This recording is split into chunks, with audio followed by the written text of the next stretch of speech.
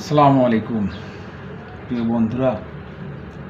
আজকে আমি যখন দুনিয়ার বুকে এসেছিলাম তখন আমার নানি দাদিরা দেখেছেন হাত পা চোখ কান সব ঠিক আছে কিনা, কিন্তু আমার মুখ দেখে নাই।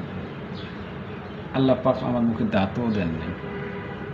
এটা নিয়ে আমার নানি দাদি কোনো কথাও বলেননি। আল্লাহ আমাকে চাইলে দিতে পারতেন, কেন দিলেন না? আমার মুখে যদি দাঁত থাকতো তাহলে আমার মার স্তনে আমি দাঁত দিয়ে কামড়ে তার স্তনটা আমি ঘা করে ফেলাইতাম। তখন আমার মা 2, 4, 5 দিন পরে আমাকে আর দুধ খাওয়াইতেন না।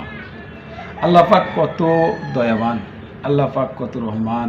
আজকে আমি সেই আল্লাহকে ভুলে গেলাম। আমি আমার সেই আল্লাহকেই চিনতে পারলাম না।